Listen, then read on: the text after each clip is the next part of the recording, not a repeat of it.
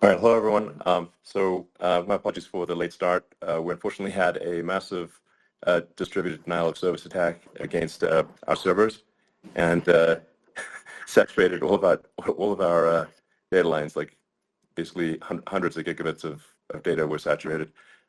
We think we've overcome most of that, and it's now time to proceed. But as this massive attack illustrates, there's a lot of opposition to people just hearing what President Trump has to say.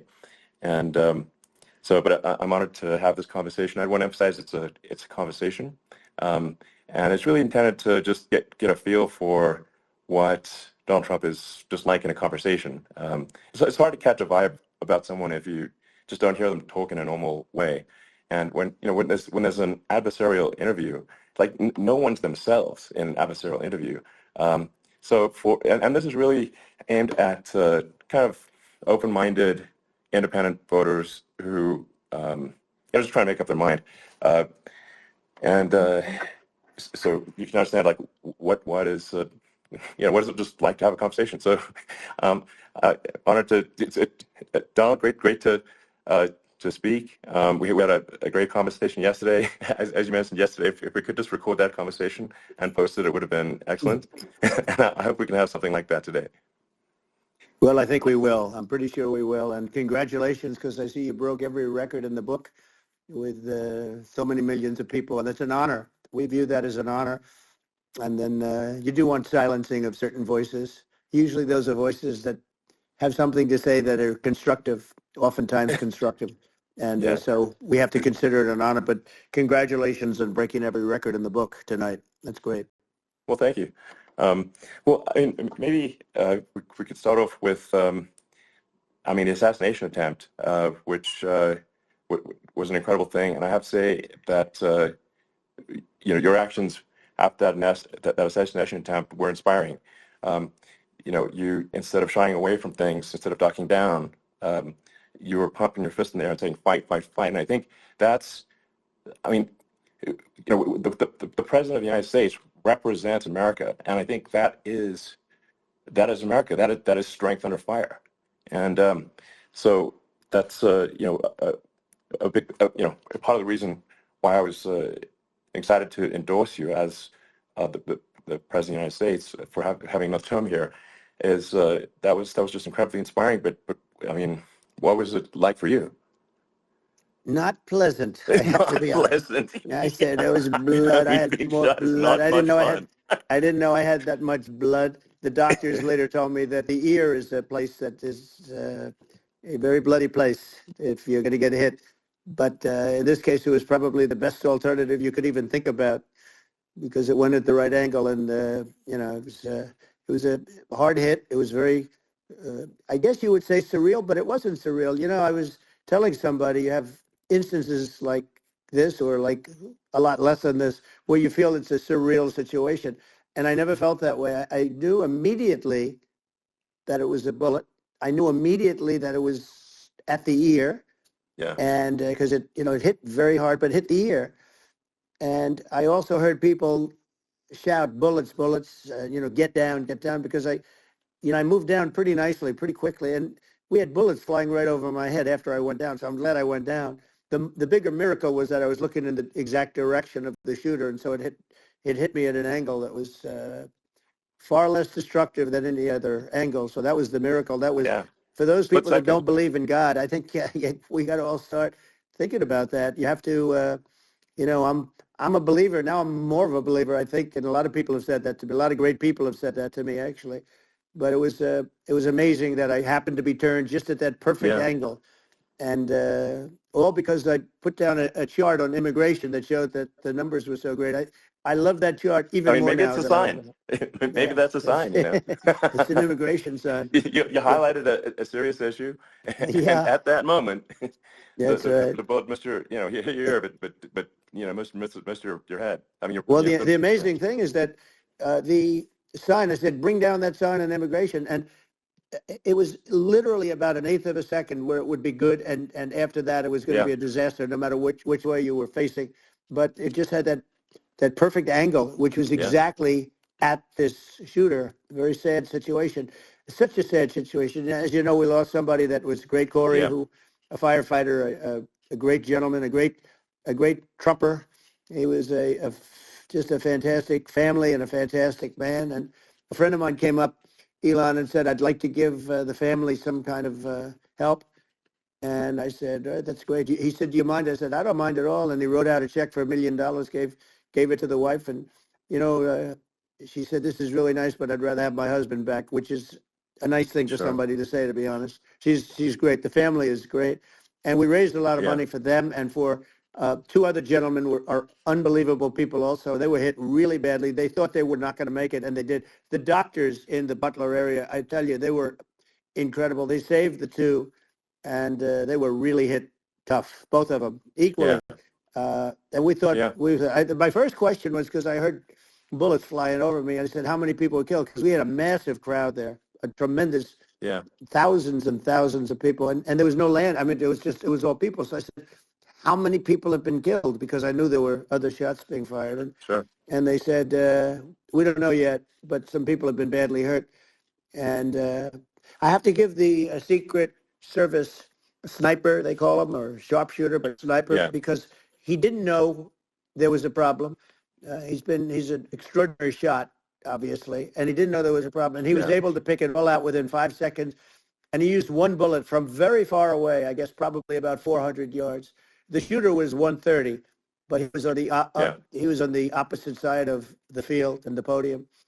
And he saw the smoke and the flame from the gun, immediately recognized it, and immediately took a shot. And it was one perfect shot from very far away. And if he didn't do that, Elon, he would have. I mean, if he would have, a lot more people could have been Sure. badly hurt and killed. So Yeah, I have to absolutely. take my hat off to him, because that's also a surreal. You know, he's been with them for 23 years, and he's never had anything like this. And all of a sudden he has to act, and it's a very tough thing to act and to be shooting somebody. But he saw the gun, saw the smoke, saw the flame from the gun, very far away. Obviously has very good eyes. He's got very good vision, which I assume you have to have in that particular work. But he took aim very quickly, and they say it was approximately 5 seconds from long range, one bullet. If that didn't happen, because the shooter had a lot of bullets, he had a lot of cartridges up there with him. So. Well, I mean, that's clearly, he was very competent in taking that shot to stop the attempted assassination. But I mean, there does seem to be, some pretty significant failings elsewhere in the system. Like, there's just no way that, like, how on earth does a shooter get on a roof 130 yards away? That seems crazy. I think most people people are wondering how on earth could such a thing happen. Well, I view it as two ways. There should have been nobody on the roof. There were people, because there were so many tens of thousands of people there. There were people that were seeing him, and there was one woman with a red shirt and Trump all over it, and she's screaming, "That guy's got a gun!" You saw it probably. There's a guy up there with a gun. I mean, it's like I guess, from my part, I think probably many members of the public are wondering how the heck are, basically people wondering by pointing out there's a guy on the roof with a gun. And they're seeing it, but somehow it's not being addressed. That does seem crazy. Well, they're going to learn from this. The communication between the local police, who sort of had an idea, and then ultimately a man lifted himself up to the roof, could barely do it because he was pulling himself up. And he saw the man with the gun. The man with the gun pointed the gun at him. He thought he was probably going to get shot, but he was like pulling himself up. And because of that, he couldn't get to his gun, and he fell down. Actually, very badly hurt his leg, his ankle. I hear very badly, but he fell down. And he did, from what I understand, he did say, "There's a guy up there with a gun." And the shooting started very quickly after that. I think it forced the shooter to go maybe quicker. He was supposed to be a very good shot. My sons, Don and Eric, they can't believe what happened, but they said from 130 yards, a bad shot would hit that target almost every time. They said it's like in golf, sinking a 2-foot putt. It's not a tough shot. It's not a long shot. The Secret Service person had the long shot. He had triple the Yeah. distance actually. So it was a terrible thing. Look, it's hard. I have to say this about the Secret Service. When I went down, and I went down based on I think they're screaming, but other people also because people saw this happen. You had so many people. One of the miracles was that nobody ran. I mean, if a gun goes off, the crowd Yeah. control people showed us this. When guns go off, and it does happen in stadiums at a soccer match or some kind of a match, everybody flees. They call it a stampede, like cattle. But everybody, and a lot of Yeah. people get killed with those stampedes. We had Sure. more people than you'd have at, some of these matches or these games, and nobody left. You had a small group behind us in the grandstand, and that was full.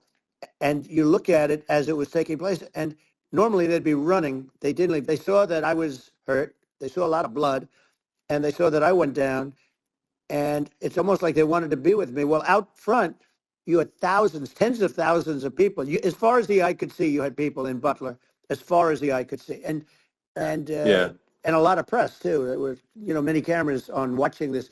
It's what makes it so different because normally things happen that aren't good, but you never have a picture of it. Here we have all these cameras shooting it, so Yeah. sort of amazing. But one of the interesting things was that you didn't have anybody flee. You didn't have anybody stampede. Sure. Nobody. And there were some people behind me. They stood up and they're looking like, I mean, I'll tell you, Yeah. you Yeah. want to have them in a foxhole with you. I want to meet some of those people Sure. because Sure. it's so different from what you heard. But so I was down. But the Secret Service Yeah. guys, there were bullets flying right over my head. You could hear them go whizzing, Yeah. and these guys came jumping on top of me, and a young lady, Kate, uh, would jump. They moved so fast, and let me tell you, that took tremendous courage. Now there was a lack of coordination. There was, obviously everybody understands that somebody that building should have been covered, and Yeah, yeah. I mean, that was I the think big that thing. looking at the aerial views, that building would be like the number one spot for a sniper. I mean, it's like the if you were to pick like what is the favorite, what if you so if the goal is to assassinate, what's your favorite spot? That building, the You're roof of that right. building would be number one. That would have been the spot. It's like you can ask for a better No, location. It's like number no, that one. would have been the spot. Um, You know what people think yeah, is when the local policeman, who, by the way, he really he did what he was supposed to do. He couldn't hold on any longer. And then when he got yeah, his head just peeking above, this guy standing there with a gun at his head. And when he fell down, again, hurt his ankle very badly, but he was making the calls. But what happened is the firing took place very soon. So what they yeah, think is that this guy ran to his site, which he had all planned out with a gun. He ran to the site and he started shooting fast. And maybe that's why he sort of missed. I mean, he, uh, yeah. he, But he as you got said, me, but he it would have could have hit. been, I it mean, could have been a much yeah. bigger problem. But he totally would have hit if you hadn't turned your head. So, like, there was it was a very near It thing. was a So, miracle. If I hadn't um, turned my head, yeah, I would not be talking to you right now. As much as I like you, exactly. I would not. Yeah, I would well, not be talking to you. maybe talking to me from another realm, perhaps. Yeah, that's Um, right. We'd be talking from a so, different place. But it was a very terrible experience. The Butler Hospital, they did such a great job.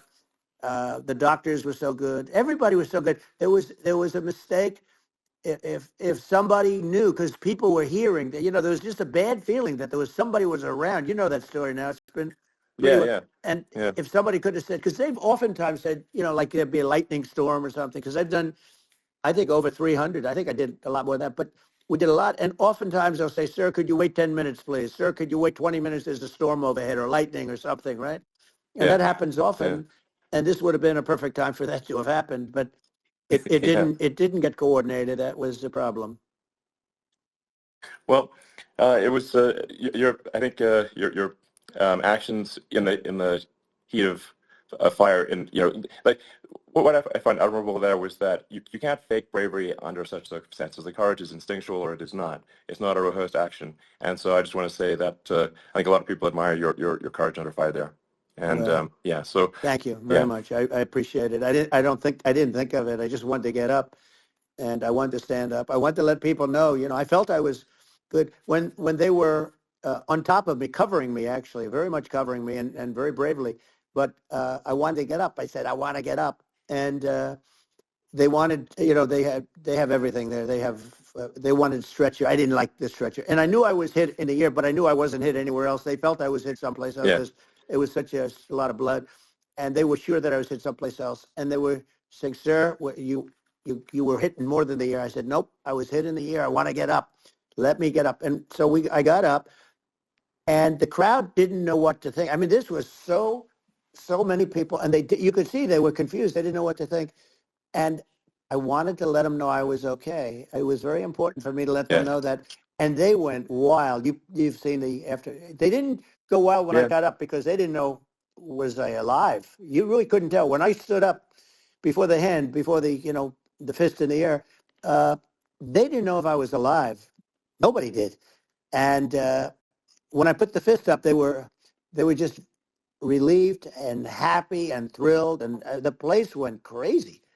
It was pretty amazing. Yeah. It was a Well, terrible thing, but it was it was nice. incredibly moving. Yeah. Well, and I mean, speaking of the sort of slide that got you to turn that saved your life, really, was the illegal immigration Right. slide. Maybe this, That's right. maybe this is worth talking about that, It since was. It was. that slide saved You're your right. life, No, basically. the illegal immigration saved my life. You're right, but I had to be at that exact angle. I mean, that's a great one. Saved by illegal You know, immigration. the That's incredible thing, though, when you talk about the odds, you had to be exactly at that angle. But the incredible yeah, thing is that the chart, I used it less than 20% of the time. It was just a moment. yeah, It's always on my left, never my right, and it's always at the end of the speech.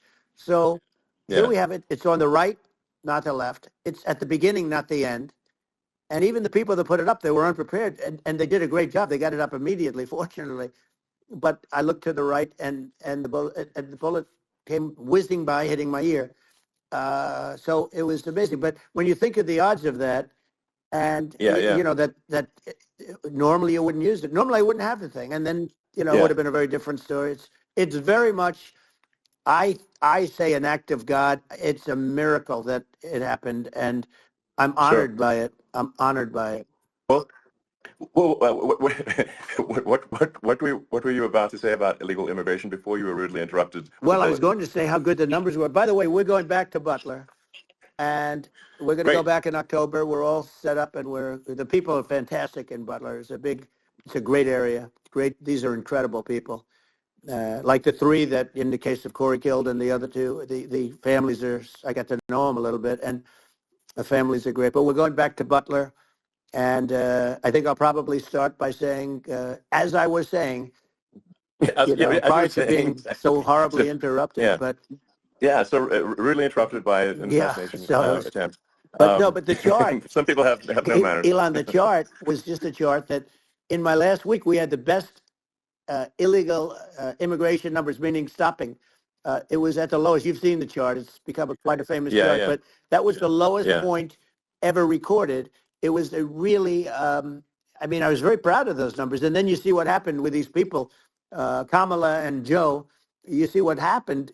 They just let it go. I had remain in Mexico policies. I had all these different policies that was so good.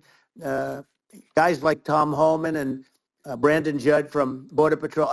These are all people that they've been on television. It says the best numbers we've ever had. We had so many different checks, catch and release in Mexico, not the United. We had catch and release in the United States. We had it in Mexico. We had so many things. We had things where many people come in there, they have contagious diseases. We had everything passed. If you have a contagious disease, I'm sorry, but we cannot allow you into the country. So we were setting yeah. literally records, and all I was doing is showing that, and I use it sometimes, Sure. and in this case, I'm glad I used it. I can tell you that, but they were fantastic numbers. But I'm going to sleep with that chart always. I'll be sleeping with that chart. That chart was very important for a lot of reasons. Well, would it be accurate to say that you're supportive of legal immigration, but we also need to shut down illegal immigration, and especially unvetted illegal Yes, immigration, because and that's not the same as saying that everyone who's an illegal immigrant is bad. In fact, I think most people who are illegal immigrants are actually good, but you can't tell the difference unless there's a solid vetting of who comes across the border. Does that accurately 100%. represent your position? I say it Okay. very simply. They have to come in legally. They have to be checked Yeah.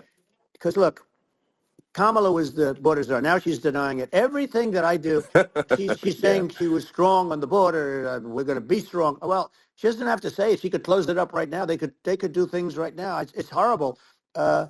No tax on tips, and all of a sudden she's making a speech and there will be no tax on tips. I said that months ago. And by the way, they had just the opposite. They had not only tax on tips, but they hired 88,000 IRS agents, and many of them were assigned to go get waitresses and caddies and all of this on tips. They have a policy. They had a policy that they were really going to go after you and were really harassing people horribly. And then all of a sudden, for politics, she says, she comes out with what I said, which I think is terrible. And I think it's also hitting them very hard. These people are fake. Now they're also saying they did a good job in the border. We had the worst numbers in the history of the world, not of our country.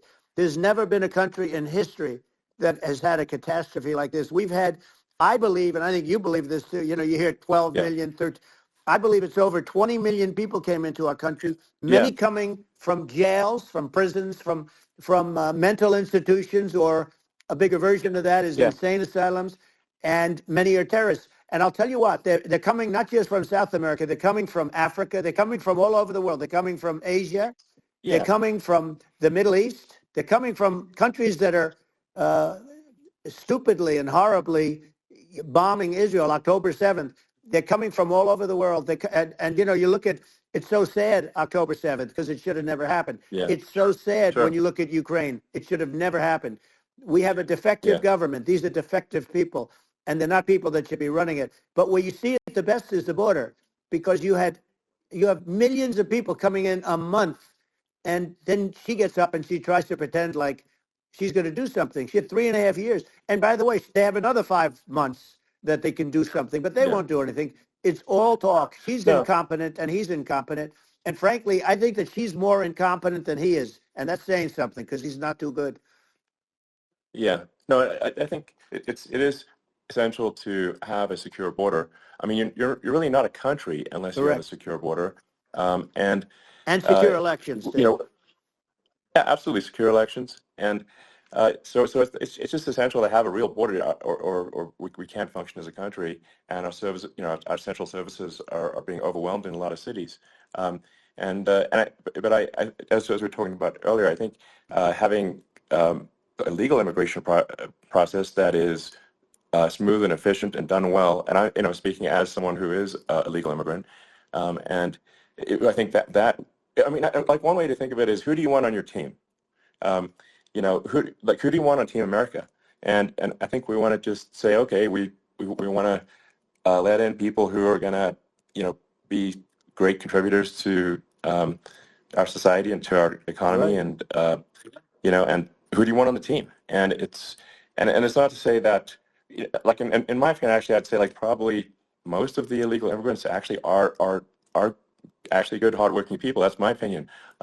But some are not, and you just have this sort of adverse selection process where, if somebody's, if somebody's like you know, um, uh, has a career in theft or robbery, I don't understand what's taken them so long to get here, because we're such a target-rich environment. I mean, why aren't more people who have a career in, bad things coming here sooner? Because it's a piece of cake to go rob, houses in LA or New York, compared to other parts of the world. And in a lot of places in America, if you try to stop the person who's robbing you, you'll be arrested. Yeah. Yeah. So it's insane. It's right. I mean, what's happening with crime, and our police are so good, but they're not allowed to do their job. But I have to tell you, Elon, I They're hate to not. say, because it's such a downer to say it. I hate to say it. I hate it. But uh, you have a lot of people that just shouldn't be. I think it's a much bigger number than you think. They're I allowing, think you're again, right. they're Yeah. allowing people from their jails. And if you were running one of these countries where they're coming from, you would have had all of them. As an example, Venezuela, their crime is down 72%. They're taking their drug dealers. They're taking, frankly, their prisoners. They're emptying out their prisons. They're taking their criminals, their murderers, their rapists, and they're Yeah. delivering them into But the. that's what Castro did Yeah, that. well, he did on a much smaller scale. Yeah. It was a much smaller Yeah. scale. But this is a massive scale, because this is being done worldwide. But here's what's happening. Crime all over the world is down. And wait till you see the numbers that we have. this is migrant crime. This is crime that's going to be. Yeah, And I saw it today in New York where somebody was knifed with raped the girlfriend of a man that stood there watching in New York in one of the shelters and started sure. pulling out the knives, and bad things happen today. But this is happening every day. These are rough people. These are people that are in jail for Yeah, murder and all sorts of things. And they're releasing them into our country, and they're telling them, if you come back, we're going to kill you. We're going to give you the death penalty or kill you. So they don't want to come back. But these are rough people. yeah, These are criminals that make our criminals look like nice people. And it's horrible what they're doing. And she's in charge of it because, now she's trying to say she sure. had nothing to do with it.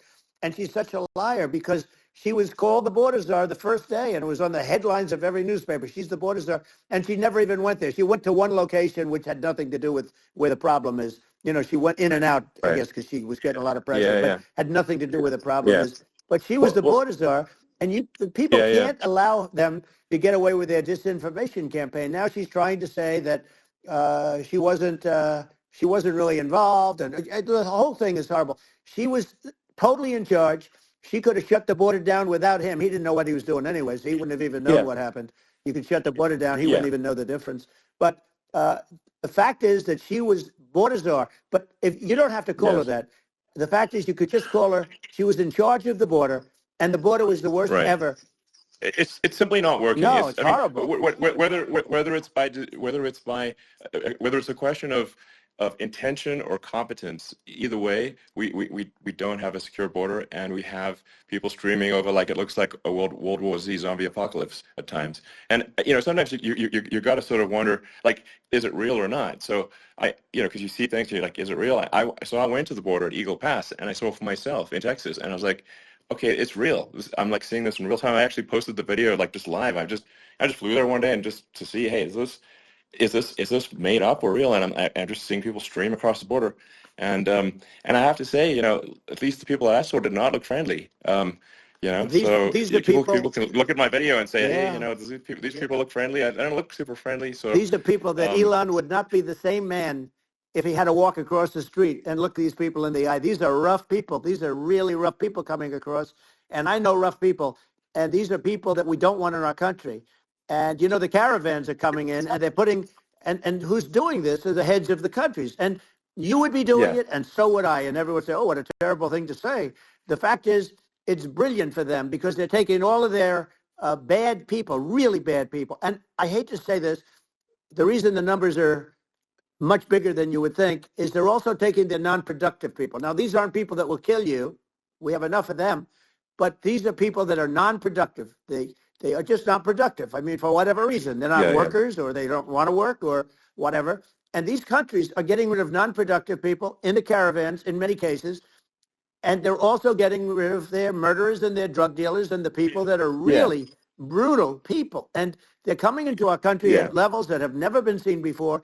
And I saw an ad just before I got on the air. I'm walking over here, and I saw an ad by Kamala saying how she is going to provide border security. Where has she been for 3.5 years? For 3.5 years, Yeah, no, we have 20 million people I poured think in. is It's a terrible yeah, I thing. think this, frankly, I think this is a fundamental existential issue for the United States. And if we have another 4 more years of open borders, and it's going to be even worse with another 4 more years, it's going to be even worse than it's been for the past, 3.5 years. I'm not sure we've got a country You don't have left a country at that left. point. Elon, if they get in, you will have 50 to 60 million people from all over the world, not South America only. We think of South America, we think of Honduras and El Salvador, Guatemala, and Mexico, the four. But it's not that. It's everywhere. They're coming in from Yeah, everywhere. And I had to stay in yeah, I think Mexico. this is a super important Yeah. point. Like people, it's like basically when I went down there, I was like, well, where are people from? It's like almost no one was from Mexico. To be No, clear, Mexico it's less just than the the others. border. It's just the border with Mexico, but the people coming in, it's Earth, the rest of Earth, and America is only about 4 or 5% of the population of Earth. It would only take a few percent of the rest of Earth to overwhelm everything in the We're U.S. already So overwhelmed, Elon. We're overwhelmed. You had to see the news tonight about New York. New York, and I love that place, and what they're doing to it is horrible, what they're doing to it. And all the courts do is they yeah, try and focus on Trump. Okay, let's focus on Trump, who did nothing wrong. I complain about a rigged election. Elon, what's happened is unbelievable. You have from Africa From the Congo, they're coming from the Congo, and 22 people came in from the Congo recently, and they're murderers, and they drop them, they take them out of jails, which is very expensive, to maintain the jails. Although they don't do too much maintaining, I can tell you. But they take them out of jails, prisons. They take them out and they bring them to the United States. They deposit them in the United States and say, "Don't ever come back, or you're going to be executed." And they don't want to come back, but they won't come back. Sure. But they're coming from Africa. They're coming from Asia. They're coming from the Middle East. They're coming from South America. Well, just They're Earth, coming from rest of Earth, everywhere. basically. And there are a lot of Yeah, really everywhere on bad Earth. ones. It's just an everywhere on Earth thing, and it's just not possible for the United States to absorb everyone from Earth, or even a few percent of the rest of Earth. It's just not possible. Well, So Elon, we're going to have, just yeah. to finish this up, we're going to have the largest deportation in history of this country, and we have no choice. Otherwise, we're going to have a country, what they've done to our country. Think of it, with in Venezuela and in some of these other countries, crime is down 50, 60, 70, 80%. And you would be the same. You would have. Yeah. I'll tell you what. Venezuela has not gotten rid of all of them. They've gotten rid of about 70% of their really bad people. Their jails are about 50% put into the United States. The same with other countries. Sure. Some are at 30%. Some are at 50%. They're all different. But the bottom line is they're all going to be at 100%. Why wouldn't you put 100% of it? Yeah. And they're doing it right now while this third-rate phony candidate. Don't forget, I beat Biden. He failed in the debate miserably. And, some people said, "Oh, gee, it's too bad. It's too bad he did so badly," or "I did well in the debate." The first night they said, "Wow." One of the people at CNN said, "That was the greatest debate performance I've ever witnessed." And then 2 days later, they didn't talk about that. They just said he was bad. But that's okay. That's the way I get treated, and I don't mind that at all. What I can tell you is this. We cannot have a Democrat. We cannot have her. She's incompetent. She's as bad as Biden in a different. Yeah. Look, she hasn't done an interview since this whole scam started. And say what you want. This was a coup. This was a coup of a president of the United States. He didn't want to leave, and they said we can do it the nice way or we can do it the hard way. Yeah, they just took him out back behind the shed and basically shot him. What they did with this guy, and I'm no fan of his, and he was a horrible president, the worst president in history. And one of the reasons he was so bad, first of all, the Israeli attack would have never happened. Russia would never have attacked Ukraine, and we'd have no inflation. And we wouldn't have had the Afghanistan mess, if you think of it. And we wouldn't have had Afghanistan. Yeah. But we think of it. You take a few of those events away, and we have a different world. We would also have inflation was caused by oil.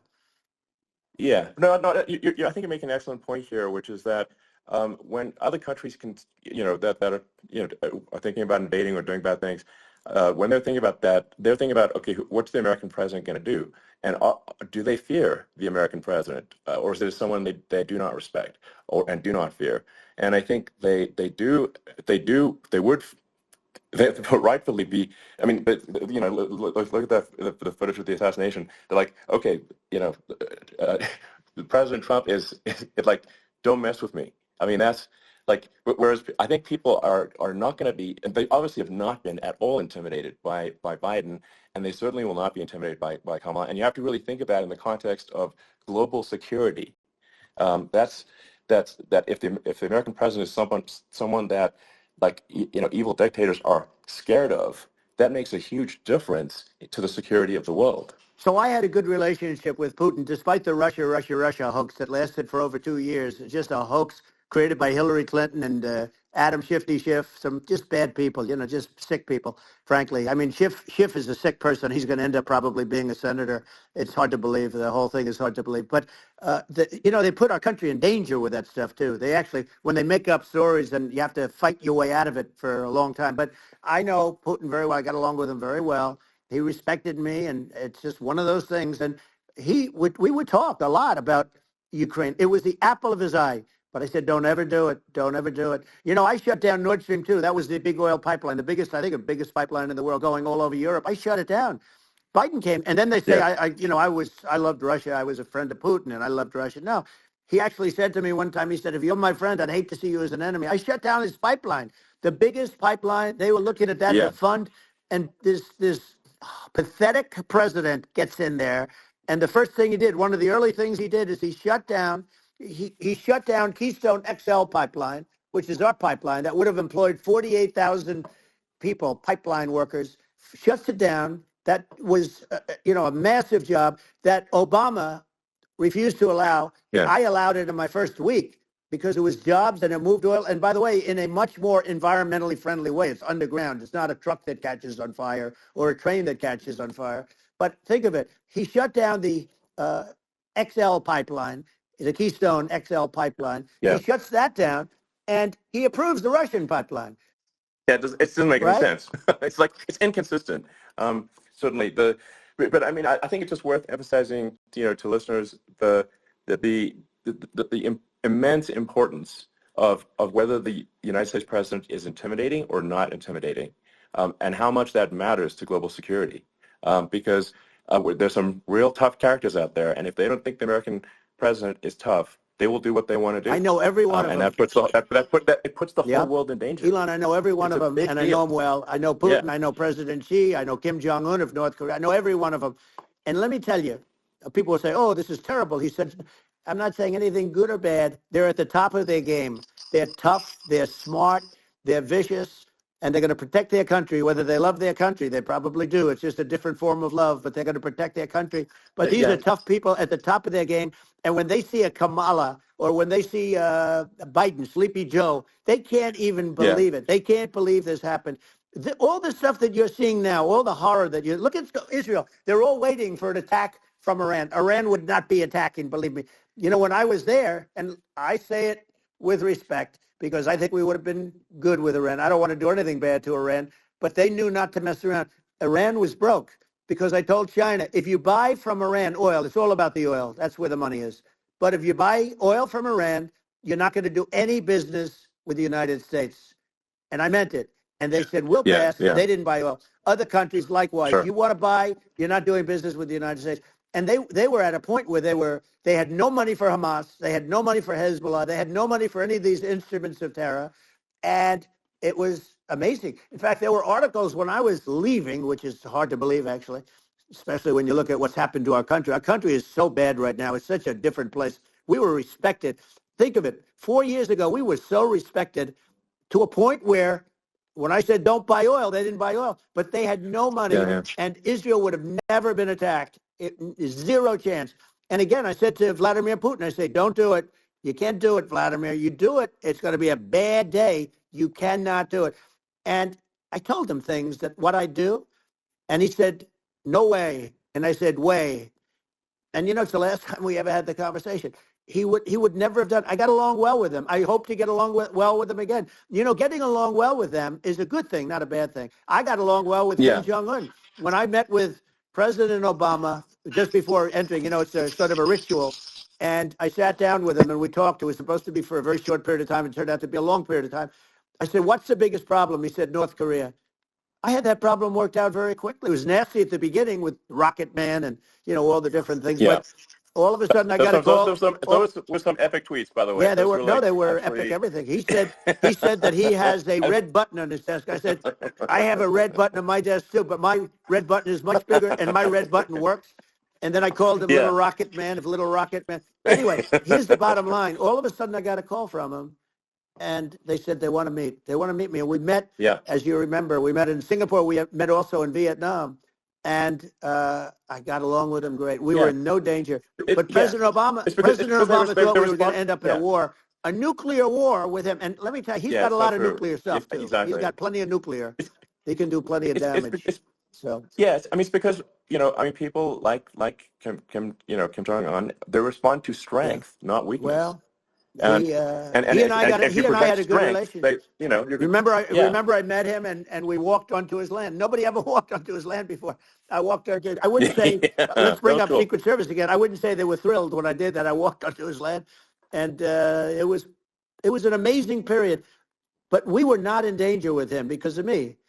I always say that we have enemies on the outside and we have enemies on the inside. We have some really bad people in our government and people that are and controlling of the people. I mean, I'd mention names, but I really don't want to give the credit. But we have some really bad, and I say they're more dangerous than Russia and China. If you have a smart president, a president that gets it, we are not in danger from those countries because they need us and they need our help. I mean, we forced Obama, if you think about it, Obama and Biden and Bush to a certain extent, in all fairness, forced Russia and China together. And if you're a history student, the first thing you learn is you cannot let Russia and China align. But then they also got, if you take a look, Iran, and they have North Korea. That's, they call it the axis of evil. In the old days, you had the axis of evil. Here we have a modern day axis of evil. These are powerful countries, very heavy nuclear, which is the biggest threat. Yeah. The biggest threat is not global warming, where the ocean's going to rise one eighth of an inch over the next 400 years. And you'll have more oceanfront property, right? The biggest threat is not that. The biggest threat is nuclear warming, because we have 5 countries now that have significant nuclear power, and we have to not allow anything to happen with stupid people like Biden. Biden did something with Russia. There was no chance of him ever going in. And when I left, and then after I left, they started forming big armies on the border with Ukraine, right? And I looked at that, and I thought he was doing that because Putin's a good negotiator. I thought he was doing that to negotiate. But then Biden started saying such stupid things. For instance, he said that it can be a NATO country. Now, Russia, for as long as there's been NATO, has said we're never going to agree to that. And we go right up front and say that. And we did things and said things through this president with a low IQ, very low IQ. He had a low IQ 30 years ago, by the way, but now he might not even have a IQ at all. There's nothing on the board that goes this low. He said things that were so stupid that war had zero chance of happening if I were there. Zero chance. He was saying everything the opposite. Everything the opposite. And it's so sad because many more people have been killed in Ukraine than you read about. You don't read about how bloody it is and how disastrous. Sure. Hey, look, just in the 2 armies, you lost 500,000 people. And Ukraine's having a hard time. Ukraine, I don't know if you saw the article recently, and it's true. You don't hear the true story. But if you think about it, Russia's gone, Russia defeated Germany with us, and they defeated Napoleon. They've been around a long time. They're a big fighting force. Yeah, sure. And it's very unfair. And Ukraine now doesn't have enough men. They're now using young men and very old men to fight. And we're in a very bad position. And I'm not going to blame exclusively, but I can tell you I could have stopped that. And a smart president could have stopped that. It wouldn't have happened. But we had a man that actually made it more prevalent. It was so bad. The words that he was using, the stupid threats coming from a stupid face that he was using. I said, this guy's going to cause us a war. He's going to cause us. And let me tell you, it can lead to World War III. That can lead to World War III. The Middle East can lead to. We have numerous places that could end up in a World War III right now for no reason whatsoever. I think you're right. I think people underrate the risk of World War III. And it's just when you're looking at the risk of global thermonuclear warfare, it's game over for humanity. And it's something that people have, I think, after the end of the Cold War, people have become complacent about, but they actually have forgotten that there are currently a lot of nuclear missiles that have targeting parameters for the United States from 100%. other countries. And one of the things we're going to do is we're going to build an Iron Dome over us. Israel has it. We're going to have the best Iron Dome in the world. We need it, and we're going to make it all in the United States. But we're going to have protection, because it just takes one maniac to start something. We're going to have protection, and we're going to have. Why shouldn't we have an Iron Dome? Israel has one. Some other places have one that nobody even knows about, frankly. But Israel has it. We're going to have an Iron Dome. But with all of that being said, to me that's so important, the most important. But with all of that being said, the election's coming up, and the people want to hear about the economy.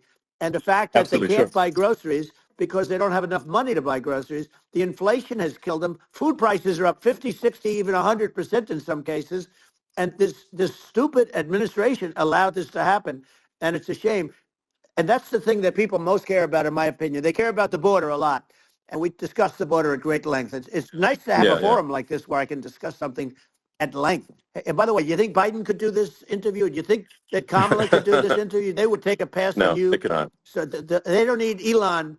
They don't need Elon screaming out questions. It's pretty sad when you think that somebody that does this for a living can't answer a question or is afraid to do an interview. And in her case, with a very friendly interview, she's got all friendly interviewers. It's pretty sad. Absolutely. But the big thing now is the economy, Elon. And as much as I mean, I view nuclear as the single most important thing, but a lot of people don't understand that. But it doesn't have to. If I understand it, that's all you need, because if I was president, you're not going to have that kind of a problem. But the thing that they really is making them angry is what Kamala and Biden have allowed to happen to the economy. It's a disaster with inflation. The inflation, it Yeah. doesn't matter what you make. The inflation is eating you alive. If you're a worker or if you're just a middle income person, you can't afford. 4 years ago, 5 years ago, people were saving a lot of money. Today, they're using Yeah. all their money and borrowing money just to live. It's a horrible thing Right. that's happening, and we'll end that Well, I think quickly. a lot of, yeah, a lot of people just don't understand where inflation comes from. Inflation comes from government overspending because the checks never bounce when it's written by the government. So if the government spends far more than it brings in, that increases the money supply, and if the money supply increases faster than the rate of goods and services, That's right. that's inflation.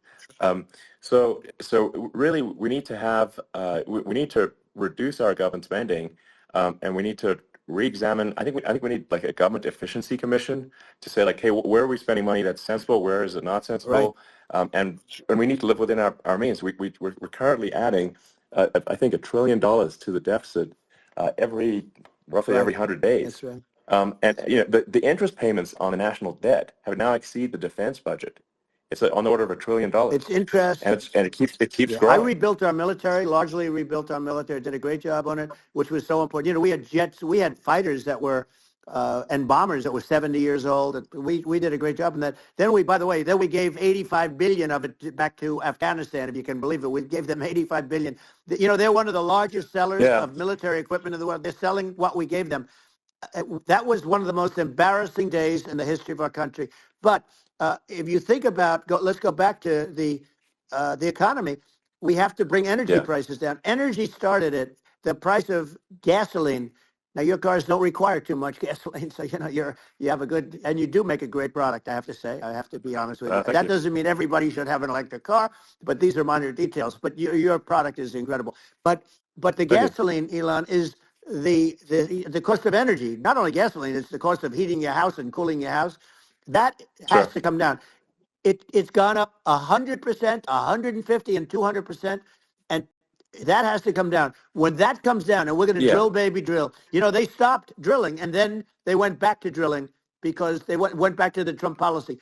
But if they won the day after they get into office, this country will go out of business because they're going to go to an energy policy that's not sustainable. Wind and different things. You're not going to have anything. yeah, And I know you're a big fan of the AI, and I have to say yeah, that AI, and this is shocking to me, but AI requires twice the energy that the country already produces for everything. So you're going to have to build. We're going to have to build a lot of energy if our country will be competitive with China, because that's our primary competitor for this on the AI. You're going sure. to need a lot of Well, I mean, electricity. You're going to need tremendous yeah, electricity, like almost double what we produce now for the whole country, if you can believe it. sure. Well, just going, back to this, like this basic thing, which that people try to make it sound complicated, but it's not. But inflation caused by government Right. overspending. Would you agree that we need to take a look at government Yes. spending and have perhaps a government efficiency commission that just tries to make the spending sensible and so the country lives within its means, just like a The person does? waste is incredible, and nobody It negotiates is. prices. You used to have a lot of people making jets, and you end up with two companies. They'll probably try and merge at some point. I mean, I went through it, like Air Force, just a thing like Air Force One. One of the first documents they asked me to sign, a general walks in, sir, would you please sign this document? What is it? Air Force One. That's with Boeing, which is basically two planes, two 747s. And the price was Yeah. $5.7 billion for two planes. Now they're Wow. highly sophisticated. That's They're insane. even nicer than your plane, okay? But much more sophisticated. I won't say what's on it, but they got a lot of stuff on it. Anyway, but it's Sure. 5.7. That's a crazy It's a number. crazy number, but I said, I'm not going to pay 5.7. I'm not going to do it. I said, who made the deal? Obama and his people. I said, well, then I know the deal's no good. I'm not going to do it. And over a course of about 4 weeks, by my saying I'm not going to do it, I got the price reduced by $1.6 billion for the exact same plane, other than we had a nicer paint job, if you want to know the truth. But for the exact same plane, I saved one. And I said to Boeing, man, you guys must make a lot of money if you can reduce the price by that. But now what I do hear is that they're going back to the Biden administration and wanting big cost overruns, because they see these dopey suckers in there, and they'll end up getting some of the money back. But I shaved it by $1.6 billion for the exact same plane. And you can now take that and multiply that out times thousands of other Exactly. items. Multiply it Yeah, by a the zillion, numbers are and yeah. astronomical. I agree with you. Well, I mean, if so, I think it would be great to just have a government efficiency commission that takes a look at these things and just ensures that the taxpayer money, the taxpayers' hard-earned money, is spent in a good way. And I'd be happy to help out on such a commission I'd love if it. it were formed. Well, you're the greatest cutter. I mean, I look at what you do. You walk in and you just say, "You want to quit?" They go on strike. Yeah. I won't mention the name of the company, but they go on strike, and you say, "That's okay. You're all gone. You're all gone." So every one of you is gone, and you are the greatest. You would be very good. Oh, you would love it. But if you look at Argentina. Well, I'd be happy to Yeah, by help the way, out. congratulations. I Yeah. just looked at the number of people that are listening to you and I chat. We'll call it a chat. But Yeah. congratulations. This is very good. I mean, it's great. And you're an interesting character. The new head of a place called Argentina, and he's a big, Malay's he's awesome. he's great. And Yeah. he's a big MAGA fan, that he ran on MAGA. And he took it to an extreme too. He ran on MAGA, and I hear he's doing really a terrific job. It's called Make Argentina Great Again. It worked out perfectly. He came in, he bought a lot of hats, he brought over, but he's doing a big job. He really cut. And I'm hearing Yeah. they're starting to do pretty well. Inflation's getting down. They had like Yeah. 2,000%. Exactly. They had inflation like not normal inflation. They had the real deal. But we're going to Yeah. have that pretty soon. We have, I think we Yeah. have the worst inflation we've had in 100 years. They say it's 48 years. I don't believe it. I think we have the worst. They Yeah. don't include a lot of the items that should be included. Yeah. Well, it's just from government overspending and not spending taxpayer money Yeah. effectively, and having just like so many departments you can't even name them all. And what Malay is doing is he's cutting government spending. He's simplifying things. He's having putting in regulations that make sense. And we're Argentina overnight is experiencing a giant improvement That's right. in prosperity. But it's also a lesson for the United States, which is that Argentina used to be one of the most prosperous countries in the world. Right. In the 30s, 40s, and because of bad government policy, it ruined the country. And if you take Venezuela, for example, Venezuela should be incredibly prosperous. They have phenomenal reserves of everything, oil, everything, and it should be prosperous. But if the government's wrong, it impoverishes the people. And so I think we should not be complacent in the United States and thinking that and taking our prosperity for granted, because if with bad government policy, we can run the country into the ground. And that's just something people should bear in mind. Don't take prosperity for granted. Well, think of education. So we're ranked at the bottom of every list of the top 40. We're ranked number 40, number 38. Norway, Switzerland, Sweden, different countries are ranked good. Actually, China's pretty close to the top. They're a top 6 or 7. But we're ranked at the bottom, almost at the bottom, 38, 39, 40. In other words, horrible. And yet we spend more per pupil than any other country in the world. So we spend more.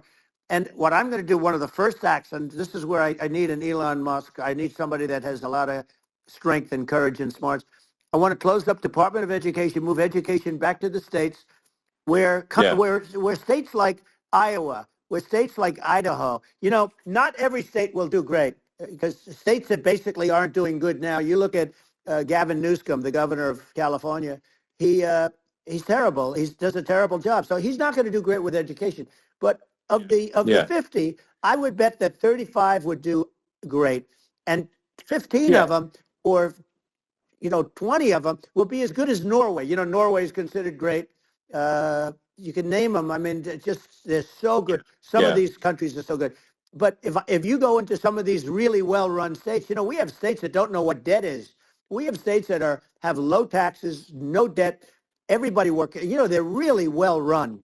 Sure. And maybe they have certain advantages in terms of location, in terms of, the land or the sun and the water and the whole thing. There are a lot of advantages to some people. But if you moved education back to the 50, you'll have some that won't do well, but they'll actually be forced to do better, because it'll be a pretty bad situation. But if you think about it, you'll have some of these states. I'll bet you'd have 30, 35 states. It'll be much better. And you know what it'll cost? Less than half what it is in Washington. And these people don't care about the students in these, faraway states. And it'd be unbelievable. Yeah.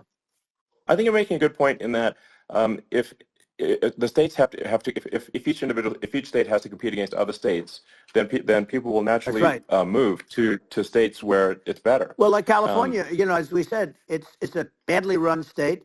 I could go through. I got so many friends that are in those states, even if they're Democrats. I hate to mention certain states, but Illinois is badly run with Pritzker. He's a real loser.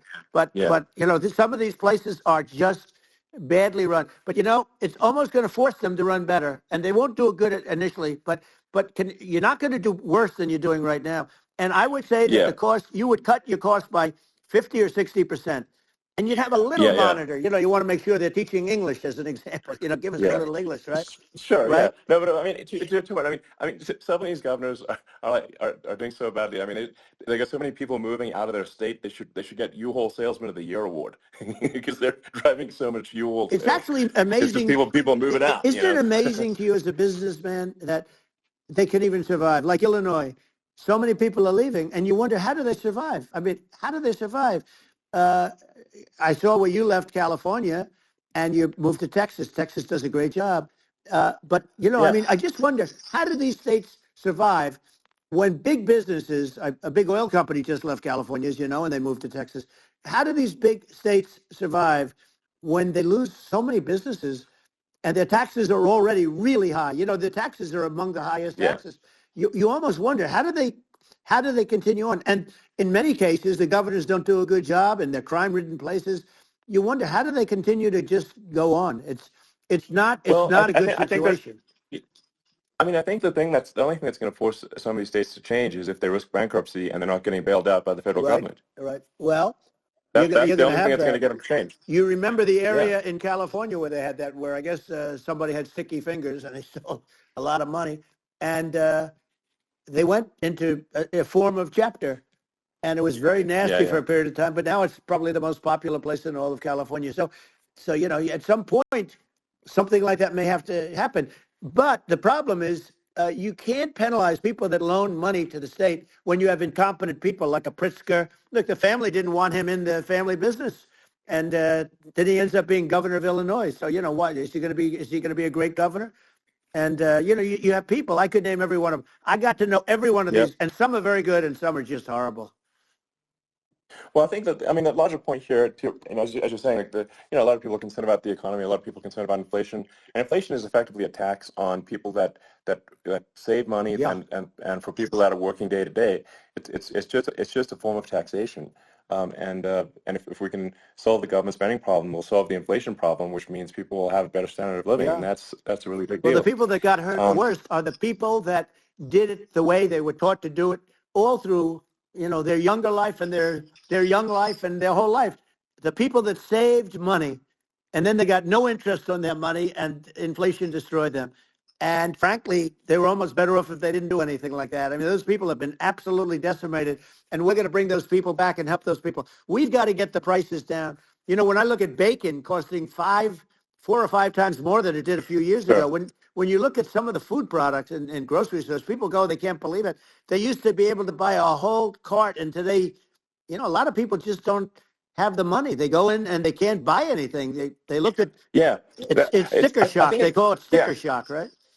I think it really just comes, like I said, I think it just comes down to really, I guess, two things, which is that if you solve government overspending, you solve inflation, which improves living Right. standards of the average person, and then if you deregulate, like have sensible regulations, so because a lot of the regulations are nonsensical and cause the cost to be extreme for no reason, but unless you've got effective deregulation, like Reagan did a great job on deregulation in the 80s, but it's been 40 years since we had That's right. anyone really. I mean, during your administration, we made some progress, but I think there's an opportunity to make, I think, radical progress with sensible regulation.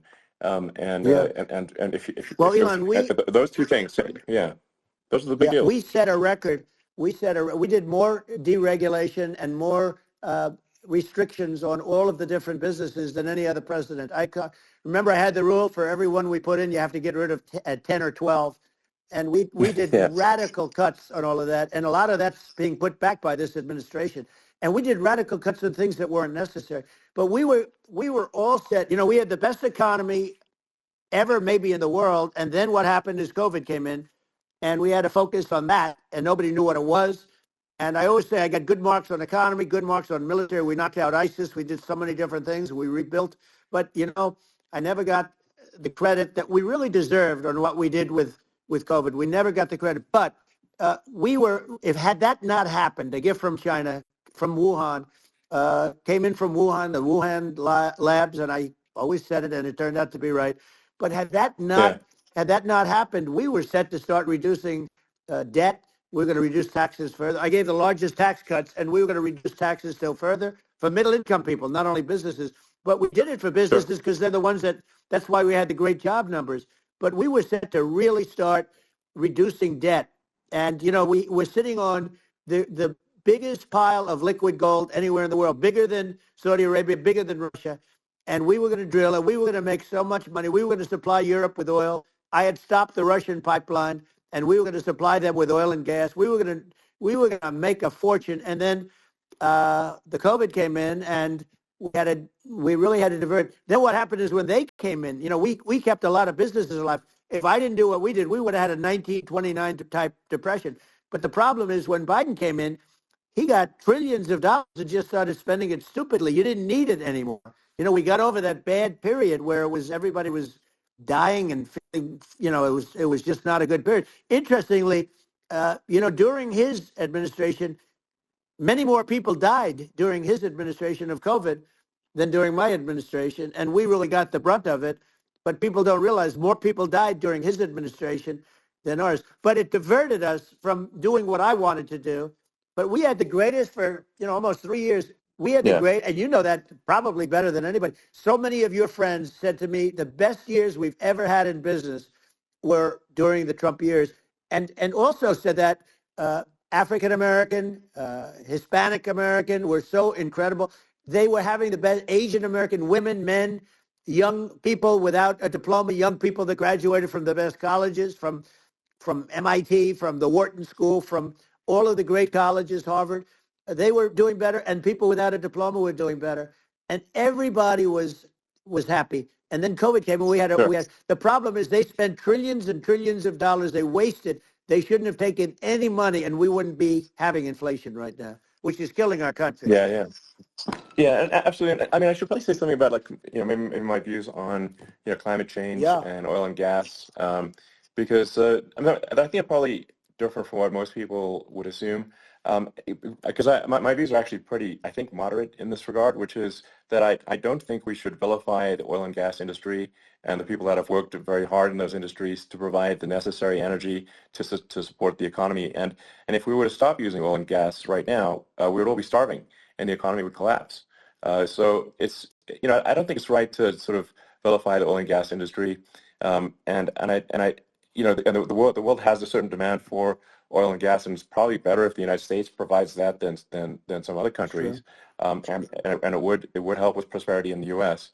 And at the same time, obviously, my view is like we do over time want to move to a sustainable energy economy, because eventually you do run out of. I mean, you run out of oil and gas. It's not there it's not infinite. And there is some risk. I think the risk is not as high as a lot of people say it is with respect to global warming. But I think if you just keep increasing the parts per million in the atmosphere long enough, eventually it actually simply gets uncomfortable to breathe. People don't realize this. If you go past 1,000 parts per million of CO2, you start getting headaches and nausea. And so we're now in the sort of 400 range. We're adding, I think, about roughly 2 parts per million per year. So I mean, it still gives us. So what it means is like we still have quite a bit of time, but so there's not like we don't need to rush, and we don't need to stop farmers from farming or prevent people from having steaks or basic stuff like that. Like you can leave the farmers alone. I agree. How crazy is that? Where I mean, you have farmers that are not allowed to farm anymore and have to get rid of their cattle, and the whole world is a little crazy. But it's largely taken its lead from us. I just say, though, I've heard in terms of the fossil fuel, because even to create your electric car and create the electricity needed for the electric car, fossil fuel is what really creates that at the generating plants. And, so you sort of can't get away from it at this moment. I mean, someday you might be able to. But I do hear we have anywhere from 100 to 500 years left. Much of it hasn't even been found yet. Yeah. but there are tremendous, like Anwar. I got Anwar in Alaska approved. Ronald Reagan couldn't do it. Nobody could do it. Everybody tried. Nobody could do it. I got it approved. The first thing that Biden did was unimprove it, to get rid of it. He ended Yeah. it. His secretary went in and she ended it. And what a disgrace. That's Anwar. That's bigger, or they think it could be bigger than Saudi Arabia in Alaska. Could be bigger than Saudi Arabia. But they went in and they terminated it. And I'll get it going very quickly, because not only is it big for Alaska, I mean, you talk about economic development, that for the United States, I mean, that is, they say, bigger than Saudi Arabia or the same size, and pure, Yeah. really good stuff. And, they end it. So I think we have, perhaps hundreds of years left. Nobody really knows. But during that Yeah. I time, mean, something my will estimate. come around that will be Yeah. very good. Yeah. Yeah. Well, I mean, and my estimate would be, a little more aggressive than that, but it's not the sort of like we're all going to die in 5 years stuff. That's obviously BS. But I mean, my view is like if you just look at sort of the parts per million that increments every year, you get sort of 2 or 3 parts per million every year of CO2. Uh, I mean, I think some of that it's problematic if it accelerates, if you start going from 2 or 3 Right. to say 5, and then there may be some situations where you get just a step change increase in the CO2. Hmm. And I think we don't want to get too close to 1,000 ppm, because like that's actually makes it uncomfortable to breathe. Like just existing in 1,000 ppm CO2 is uncomfortable. That's like that's considered like an industrial hazard. Right. Just so it's that's actually start getting headaches and stuff. So it's even without global warming, it's not comfortable to live. So you don't want to get too close to that. But I mean, I think we've got. I think we want to just move over, and like, and if I don't know, 50 to 100 years from now, we're I don't know, mostly sustainable. I think that'll probably be okay.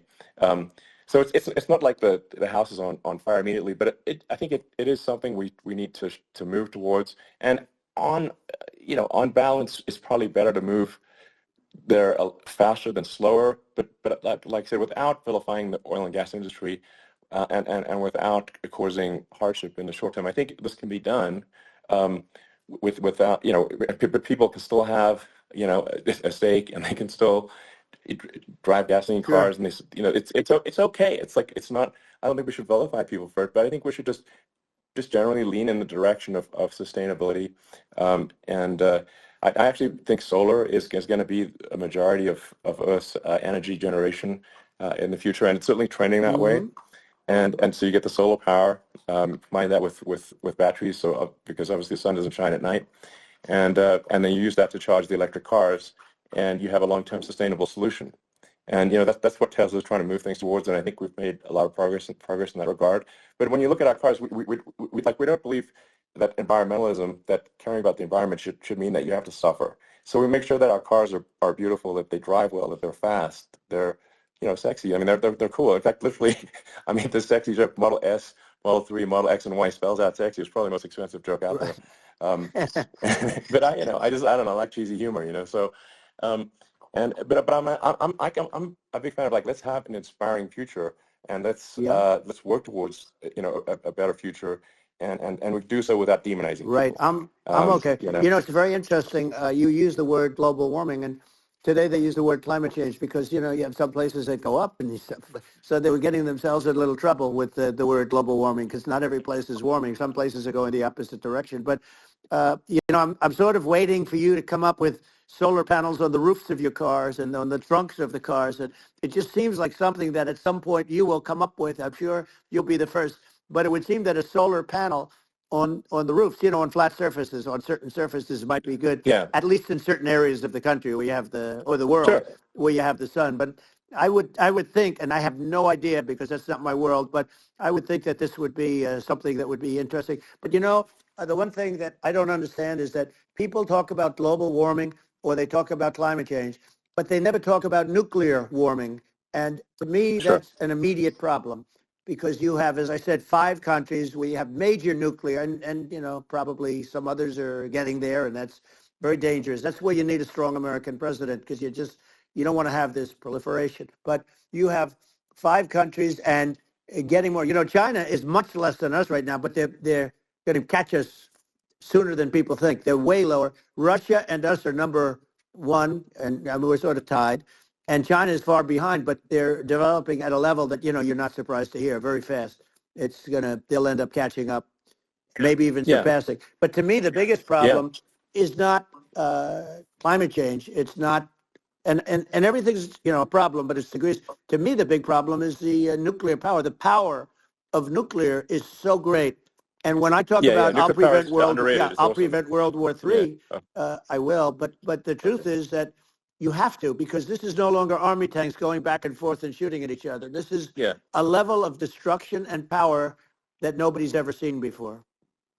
Yeah, and actually, there's the bad side of nuclear, which is nuclear war, very bad side. But there's also, I think, nuclear electricity generation is Absolutely. underrated. You're right. And it's actually, people have this fear of nuclear electricity generation, but it's actually one of the safest forms of electricity generation. It's just a huge misunderstanding. And if you look at the injuries and deaths, caused by, say, I mean, I'm not going to pick on coal mining, but just any kind of mining operation. Right. And there's a certain number of injuries and deaths per year. You compare that to nuclear. Nuclear is actually way better. So it's underrated as an electricity source, and I think it's something that's worth reconsidering. But there's so much regulation that people can't get it done.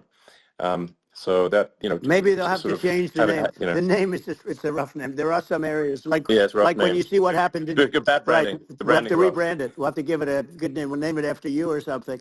No, it has a branding problem. When you see what happened, it does have a branding problem. When you see what happened in Japan, where they say you won't be able to go on the land for about 3,000 years. Did you ever see that? And in Russia, where they had the problem, where there's a lot of bad things happened, and they have a problem. And they say that in 2,000 years, people will start to occupy the land again. You realize it's pretty bad. No, that's not true. But you're right about it. It's amazing. It's actually not that bad. So like after Fukushima happened in Japan, like people were asking me in California, are we worried about like a nuclear cloud coming from Japan? I'm like, no, that's crazy. It's not even dangerous in Fukushima. I actually flew there and ate locally grown vegetables on TV to prove it. And I donated a solar water treatment, a solar powered system for a water treatment plant. And but you haven't been feeling so well lately, and I'm worried about it. No, but I mean, I'm only kidding. It's fine, It's like Hiroshima and Nagasaki were bombed, but now they're like full cities again. So right. it's really not something that That's right. So it's not as scary as people think, basically. But let's see. I mean, are there some other topics we should touch on? Like lawfare. I think we need to be concerned about what they've done to this country. Obviously. Yeah. Well, we just won the big case in Florida. This was a Biden administration did something that's never been done in this country, and that's go after their political opponent, me, with this nonsense and just nonsense. And the big case in Florida we won, but they always pick a judge and a jury, and they use the local DAs, they use the local attorney generals, like Fani, Fani, spelled Fani, Fani. And it's all a big hoax, and it's all run from there. Like in Manhattan, one of the top people from the Justice Department went in, ran Manhattan, ran the state. The Letitia James deal was run by a person from the Department of Justice, Biden. They've never done this before, and they set up a very bad precedent. It's called lawfare, warfare. It's a terrible thing, and never happened in our country. It does happen in banana republics and third world countries, but it's never happened. And the incredible thing is it actually drove my numbers up because people see, fortunately I have a platform like you or, in all fairness, like a conversation like this where I can talk about it and people understand. I mean, you fight for election integrity and you end up getting indicted because you're fighting for election integrity. And when the day comes that you can't fight for election integrity, you don't have a country anymore. So what happens is they went after their political opponent, me. Now Biden's, close to vegetable stage, in my opinion. Okay, I looked at him today on the beach, and I said, why would anybody allow him? The guy could barely walk. Why would anybody allow him? Does he have a political advisor that thinks this looks good? He thinks this looks good because it looks so bad, and it's ridiculous. I mean, and he's been doing that for a long time. He can't lift the chair. The chair weighs about 3 ounces. It's meant for children and old people to lift, and he can't lift it. The whole thing is crazy. Well, he's clearly, he's clearly like we just don't have a president. Right? You don't have a president. And she's going to be worse than him because she is a San Francisco liberal who destroyed San Francisco, and then as Attorney General, she destroyed California. You talk about location, and we're talking about the sun and the water and all. There's nothing better than California. She has destroyed that. She was the original DA. She was the original in San Francisco. She was the original Attorney General in California. What she has done to California is, well, you know better than I do. You just left California for a lot of those reasons. And what she's done with crime, with cashless bail, where you kill somebody. I mean, we have states there you kill somebody and they let you out right away. I mean, you don't have to even put up, and then they never find the people unless they kill again, and then they let them out again. Our country is becoming a very dangerous place. And she is a radical left San Francisco liberal. And now she's trying to protect. Now she's looking like she wants to be more Trump than Trump, if that's possible. I don't think it's possible. But she wants to be more Trump than Trump. Yeah. I want a wall. I think that's, she wants to release all the prisoners that are in detention. And some of these guys are really bad. Right. That just came out today. She doesn't want to build the wall, even though the walls work. Walls and wheels. You know, in your business, everything you do is obsolete. Almost, well, not the tunnels, but everything is obsolete. Even your rocket ships, they're like a month later, they're obsolete. You find a better way to. The only thing that's not obsolete is a wall and a wheel. And the wall, I built hundreds of miles of wall, and that's why we had such good numbers. I was going to add 200 miles. We bought it. We could have flipped it up in 3 weeks, and they sold it for 5 cents on the dollar. That meant, I said, wow, that means that they actually do want to have open borders. She wants to have open borders, and now she's going like she's tough on the border. It's such a lie. Yeah, this is simply not true. This is simply not true. And everybody knows it's not true. It's a disgrace that she can say it. No, I mean, obviously, what's happening sort of overnight is they're rewriting history and making Kamala sound like a moderate when in fact she is far left, like far left. Worse than Bernie Sanders. She is considered more liberal by far than Bernie Sanders. She's a radical left lunatic, and if she's going to be our president, very quickly, you're not going to have a country anymore. And she'll go back to all of the things that she believes in. She believes in defunding the police. She believes in no fracking, zero. Now all of a sudden she's saying, no, I really want to see fracking. If they got in, the day she got in, she'll end fracking. And by the way, if people didn't think that, the lunatics that really believe in that, they won't vote for her. Like the Palestinians and Israel. She is so anti-Israel, and she's bad for both. Biden actually did something that was impossible. Both sides hate him. Both sides. That was a hard thing to do. Unification. Yeah, no. I mean, Netanyahu came to give a talk to a joint Senate and House sitting, and I was there, and Kamala stood him up. What does that say? I think it's highly disrespectful. And I say, if you're a Jewish person or if you believe in Israel, if you're a person that, is a very pro-Israel, if you vote for her, it's worse than Biden. And Biden was bad. But if you vote for her, you ought to have your head examined. And you see tonight, I mean, as we're doing this, I'm seeing reports coming that they expect an attack tonight or tomorrow from hundreds and maybe thousands of rockets. Their Iron Dome, as they call it, as we all call it, but their shield that they built, that can be swamped.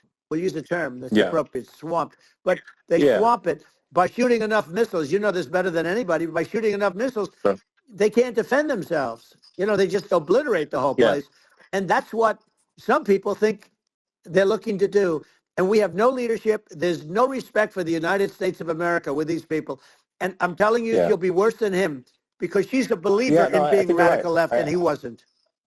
I think you're right. I mean, it's important for the public that may be listening to this to look at Kamala's track record, before the last month, and say, is that a track record you agree with? And I think if you're an independent moderate, you definitely would not agree with it because it is her behavior has been far left, and we're seeing just an overnight propaganda attempt to rewrite history and make it sound like Kamala's moderate when she in fact is not moderate. Well, her running mate signed into legislation, tampons in boys' bathrooms. Okay, now that's all I have to hear. Tampons in boys' bathrooms, and that means she believes in that too. I mean, she picked this guy because he was the closest to her. A lot of people thought she'd pick sort of the opposite, but she picked an anti-Israel radical left person. But she is far worse, they say, than Bernie Sanders. If we have her as a president, if we have a Democrat at this moment as the president, I don't think our country can survive. I think it's a massive. I think we're in massive trouble, frankly, with the Kamala administration, and that's my honest opinion.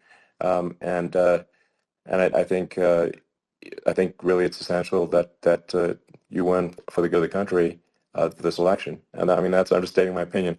Now you know you may have seen this, but I got a letter from the EU Commission, like saying, you know, to not have disinformation on the like during this discussion that we're having, like, and you know, there's a lot of attempts to do censorship and to force censorship even on Americans from other countries, and um, you know, what do you think about that?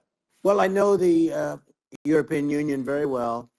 They take great advantage of the United States in trade, as you know. We, through a different forum, NATO, we protect them. And yet, if you build a car in the United States, you can't sell it in Europe. You just can't sell it. It's impossible.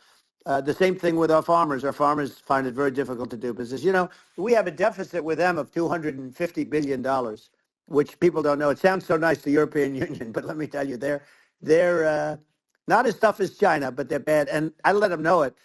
And that's probably why they notified you. No, they don't treat our country well. We defend them, you know, with Ukraine. So we're in for 250 billion, and they're in for about 71 billion, and they have the same size.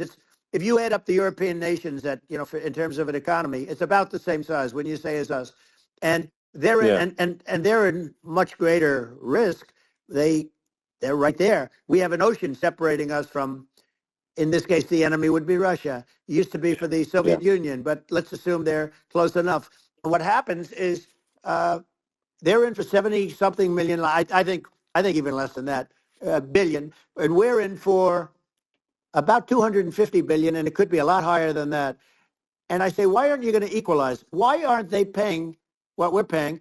And they're in much more, you know, it's much more important for them because of the fact that, you know, they're right near there. I mean, they're all sort of in that location. We're not. But yeah, they should, and I did it with NATO. There were only 7 countries that were paid up in NATO out of 28 at the time. And the United States yeah, was yeah, the United States was subsidizing NATO, tremendously subsidizing NATO. And I said, I went yeah, in and I said, you yeah. got to pay up. If you don't pay up, we're not going to defend you any longer. I took a lot of heat. But you know what happened? Billions and billions of dollars came flowing in. And, Yeah, you know, I think a lot of the public isn't aware of the fact that the United States pays a disproportionate share of the NATO expenses. and then we get Even though taken like advantage of on trade. So think yeah, about it. well, I mean the point of NATO is defending Europe, and it's you know it's like then okay, well why is the United States paying disproportionately more to defend Europe than Europe? That doesn't make sense. That's unfair, and that is an appropriate thing to address. Well, you know, Um, when you talk about so cost cutting and savings and everything else, I mean, honestly, look, there's nobody that feels worse about the Ukraine situation than I do because I know it would have never happened. I know Zelensky. He was very honorable to me because when they went with the Russia hoax and they said I had a phone call with him, he said it was a perfect phone call. It was a great phone call. He could have grandstanded and, you know, said, oh, he was very threatening. He said, no, it was a very nice phone call. I called him up to congratulate him on his win, and you end up getting impeached because these people are yeah, yeah, lunatics. You know, I was talking about the difference from the people within and the enemies on the outside. In many cases, the people from within are more dangerous for our country than the Russians and the Chinas. If you have a smart president, you're not going to have a problem with them. You're going to do things. yeah, Now, they've taken advantage yeah, of us absolutely. incredibly, but you're going to do things with the right person. Yeah, well, I think it's obvious that you're a believer and an advocate of free speech because during your first term as president, you were attacked relentlessly every day, often very unfairly with with false attacks, and you didn't try to shut down the media, you didn't try to inhibit their freedom of speech, and I think that says a lot. Well, the good thing is that you and I have, and some people, very few, we can get the word out. Although sometimes it's hard because they don't want to print it. You know, like we're having a great conversation right now. Kamala wouldn't have this conversation. She can't because she's not No, smart. You know, she's not a smart person, by the way. She can't have this conversation. And Biden, we don't even have to talk about it. I mean, he couldn't have this conversation. He would have given up in the first half of a question. He would have walked out. He would have said, "Where am I? Where am I going?" So anyway, but yeah, no, he wouldn't have this. that's true. Not a lot of people would have this conversation, but you know, we cover a lot of territory. But the beauty is that we can have a conversation, and Yes, you I'm can actually able have a to get it out conversation. without, because I get treated unfairly This by is a the really press. big point. You can actually have a conversation with you, Yeah, it's nice, isn't and you can't have a conversation with Biden or Kamala. It's it? like not. It's not possible. That's true. Um, It's so this is like talking to an NPC. So no. it's just Well, impossible. but think of it. We need a man or person who's unbelievably sharp in order to stop all the nuclear danger and all the dangers that I'm talking about. And I got along with all these. I got along with Kim Jong Un. We had dinner. We had everything, and he really liked me, and I got along with him really well. By the way, he's the absolute boss over there. A lot of people said, "Oh, do you think you will?" That's for Let me sure. tell you, I saw things that you don't want to know about. He is the boss. But we had a good relationship, and he doesn't like Biden. He considers him a stupid man. He said he's a stupid man. Well, at least he speaks his mind. But in this country, you're not sort of allowed to say it, but I guess you are. You should be allowed to say that Yeah. it's true. But we need smart people, and we need people that have an ability to lead. And she doesn't have that ability. Can you imagine? Now, Yeah. Chairman Xi very well. Can you imagine her and him negotiating, or No, it's even silly. It would be standing silly. together? It is, the whole concept Yeah. is ridiculous. She is terrible. She's terrible. But she's getting a free ride. I It saw a would. picture of her Yeah. Yeah. on Time Magazine today. She looks like the most beautiful actress ever to live. It was a drawing, and Yeah. actually, Yeah. she looked very much like our great first lady, Melania. Yeah. She didn't look like Camilla. That's right. But of course, she's a beautiful woman, so we'll leave it at that, right? Yeah, well, maybe it's like I think it's part of what people in America want to, people in America want to feel excited and inspired about the future. They want to feel like the future is True. going to be better than the past, and that America is going to do things that are greater than we've done in the past, reach Right. new heights that make you proud to be an American, and excited about the future. They want the And I American think dream just back. They want the American dream back. More important than anything else. It's like you don't have that today because the people, they've been just sucked. They see incompetent people running our. The Biden thing is very interesting. People just found him to be incompetent, and when I debated him, I was like, "Is this for real?" It was. Yeah, it's just it was just absurd. But I think there are like some grand projects that we could do. I mean, I think like we could build a base on the moon. We could send American astronauts to Mars. We Right. could build high speed Yep. connections that are more advanced than anything else in the world between our cities, so people have fast transport. It's possible to solve traffic with tunnels. That's right. We already made great progress in Vegas doing that, and and just do things that are exciting and inspiring, and make the future feel like it's better than the past. Well, I saw what you Like did in Vegas, and I'll tell you, it was amazing. I got to see. I took a big glimpse at it, and it's incredible. It's incredible, and you could do that all over. You could do that all over. It's deep. yeah, You don't even need much structure. Assuming you're in the right areas. no, it's straightforward. It's amazing. So like I think we could do some things that like China's got incredible high speed rail between its cities, but I think it's actually possible with tunnels if with the regulation with an ability to actually where it's like legal to actually do the tunnels. Then you could have high speed tunnels that are actually better than anything else in the world for high speed transport between cities, and that would be something that Americans can say, wow, okay, we've got something that's cooler than anyone else in the Yeah, world. That's the kind of thing that makes you proud to be an and American. much safer than surface trains, where there is a danger there. With crazy Yeah, people, it's much safer, much better. And it's sad because I've seen some of the greatest trains. I find it fascinating, and I've seen the systems and how they work, and the bullet trains they call them, I guess, and they yeah, they go unbelievably fast, unbelievably comfortable, with no problems. And we don't have anything like that in this country, not even close. And yeah, it doesn't make sense that we don't. Doesn't make sense. yeah. And I think also like there's I'm kind of hopping on the excess regulation, but I think something that that I think people can generally understand is that what happens with laws and regulations is that there's more and more of them every year, and unless there's a process to clean them up, eventually everything becomes You're right. illegal, and that actually it slows down the development of new technologies. I mean, if you take the sort of like I think there's room for some reform at the FDA for Yeah. improving the speed with which we approve drugs that could help save lives and improve people's Yeah. lives. And I worked very hard and on that. you know, We got that down yeah, to the lowest number ever, and we got therapeutics approved in the FDA that people can't even believe the speed. But I took them on. I don't think they like me too much, but I got things approved and the FDA at numbers that they wouldn't believe. And, it's a very bureaucratic group. Actually, it's a fine group of people in many cases. I got to know a lot of them, but I was pushing them really hard for Regenerons, for so many different things that were really pretty amazing. But the FDA takes too long. It's 12 years to get a product approved. I got it down to 4, and I Yeah. got some things done very quickly. But it's really something that is going to have to be worked on because it takes too long. Just takes too long. Yeah, it just takes too long, and it's you end up in the same with the approval, but it's just it takes years instead of something that I think could potentially take Yeah. months. That improves people's lives. I Yeah. think I just wanted to sort of hop on this point that like there has to be an active process for reducing rules and regulations, because otherwise they just keep building up every year, Yep. and you get like hardening of the arteries, and eventually everything's illegal or takes forever.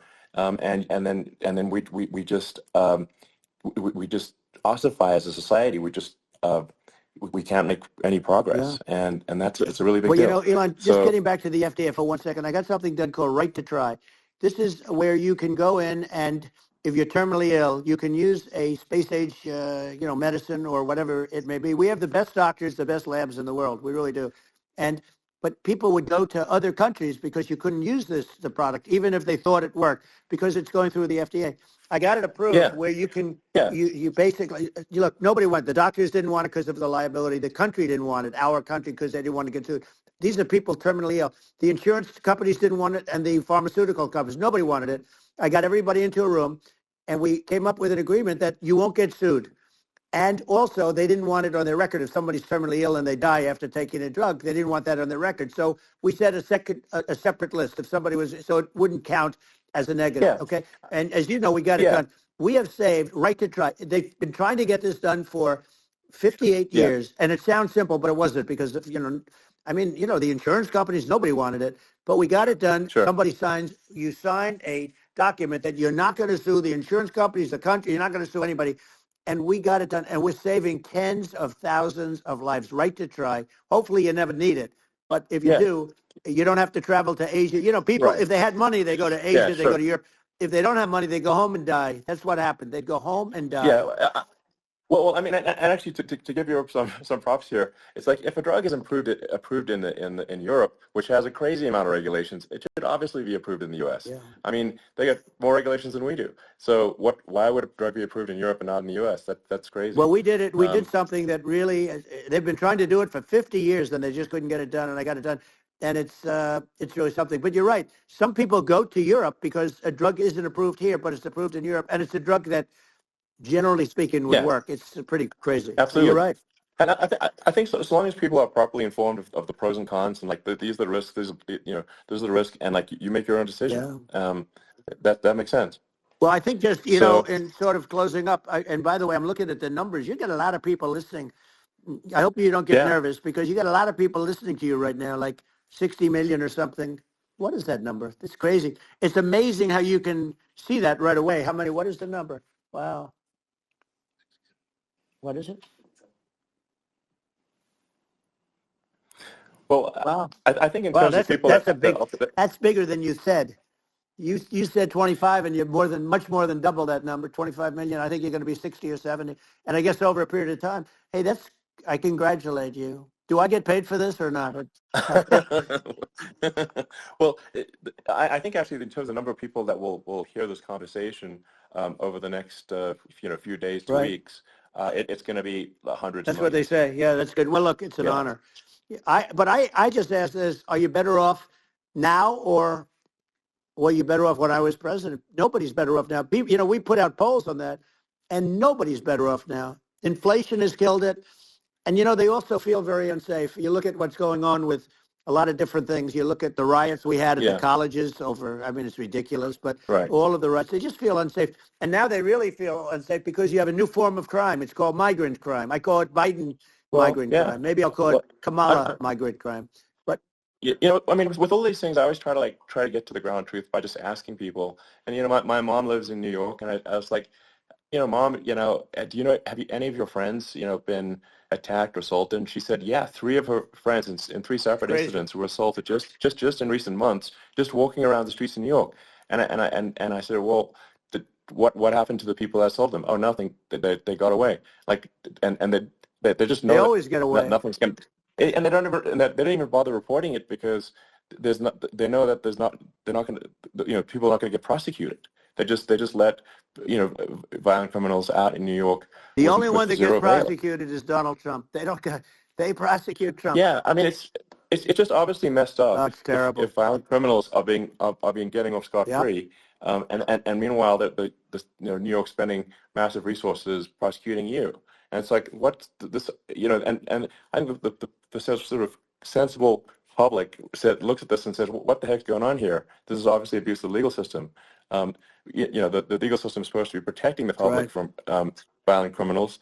And it should be obviously allowing the public to make their own decision about who should be president, as opposed to some legal case. Once they start this precedent, because this can go on with the next one. I mean, this is a very bad precedent what they're doing in terms of going after their political opponent, and that's all it is. It's going after their political opponent, Yeah, and then you get a judge who's a strong Democrat, and I'm being nice when I say that. In many cases, crooked as hell, but you get a judge, and you go into an area where a Republican gets 3 or 4% of the vote, and you'll have a jury pool yeah, with people that hate Republicans or hate. It could sure, also be the other way, of though, course. because it could start the other way in areas where they hate Exactly. Democrats, and you get into a Yep. Pandora's box. It's a very dangerous thing for this country, and a very dangerous thing even for the state. New York City is Yep. losing. New York Absolutely. City and state lose a lot of business over what they did to me, because these people say we don't want that to happen to us. That's no justice system. You have an unfair system of Yes. justice, and it's costing New York State a tremendous amount of money. People are leaving and companies are leaving, and they won't come back. So, all of that stuff is important. But the economy now is the big thing, and we can turn that economy up so fast, and people are going to be back again. We're going to get rid of Yeah, inflation. I think there's a lot of Right. opportunity. Absolutely. Absolutely. So And I just want to I I want to think congratulate you. You've done an amazing job. You have definitely got a fertile mind. We can talk. You and I can talk about rockets. it's kind of you to say thank Well, you. tunnels. We could talk about tunnels and rockets and electric cars. So many things. And now you're into the AI, and that's going to be another beauty, I'll say. So Yeah. it's an amazing thing you've done, Elon. It's an amazing thing, and I Well, congratulate you. I mean, thank you. And well, I mean, I just to say here, here's to an exciting, inspiring future that people can look forward to and be optimistic and excited about what happens next. And that's the kind of future that I think you'll bring as president, and that's why I endorse you. Well, I appreciate that. That endorsement meant a lot to me. Not all endorsements mean that much, to be honest. Your endorsement meant a lot. And, we have a phrase, make America great again. It's pretty simple, but it really says that we want to make America great again. And we can do it. We can do it now. But if we were going to suffer another 4 years like we've suffered for the last 4 years, I'm not sure the country can ever come back. That's how bad it is. It's so bad. We have to do a lot I of think that's a things. very real Yeah, risk. it's a big That's a risk. very real risk. Yep. And it's, I'd just like to note to people listening, like I've not been very political before, and if you look at my record, I've actually been I'm not like some sort of try to paint me as like a far right guy, which is absurd because I'm like making electric vehicles and solar and batteries helping with the environment, and I actually I supported Obama. I stood in line for 6 hours to shake Obama's hand when he was running for president, and so it's not like I'm like some sort of dyed-in-the-wool long-term Republican. I call myself, historically a moderate Democrat, but now I feel like we're really at a critical juncture for the country, and I think a lot of people thought the Biden administration would be a moderate administration, but it's not, and obviously we were just going to see an even further left administration with Kamala. That's my honest opinion. I mean, her dad is literally. I mean, she was brought up as an actual. Her dad is a Marxist economist. You can Google it. I mean, it's not a. We're not making this up. That's how she was brought up. So, and we want to have a future that is prosperous. And I think we're just at this critical juncture. And I think this is a case of the America is kind of at a fork in the road, and True. And I think it will take the path to, like you are the path to prosperity, and I think Kamala is the opposite. Then that's my honest opinion. I'm gonna get attacked like crazy, and I've also experienced quite a bit of lawfare myself, but I'm just trying to tell people my honest opinion, and I haven't been really active in politics before. And I'm just trying to point out that my track record historically has been moderate, if not moderate, slightly left. And so this is to people out there who are in the moderate camp to say, I think you should support Donald Trump for president. And I think it's actually a very important junction in the road, and we're in deep trouble if it goes the other way. Well, I want to thank you. And, I actually always did think of you as somewhat left. I must say that. So it's Yeah. even more of an Well, honor to have your endorsement. I know how strong you feel about it. But, when you think of her, San Francisco, 15 years ago, I had a great friend, Bob Tish. He said it's the greatest city in America. And now it's almost not livable there. And California likewise. And she was involved in the destruction of San Francisco and the destruction of California. And she will be involved in the destruction of our country if people are so unwise as to elect her. And I hope that doesn't happen. And I hope the elections are going to be run honestly. And we're going to turn this country around. We're going to do things and we can do it fairly quickly. And we have to get rid of the criminals that have been, given to us by other countries as they laugh. They laugh at us. They think we're stupid to accept these people. These are radical, stone cold killers in many cases and terrorists. And they're in our country by the hundreds of thousands. Yeah. And we have to take them out.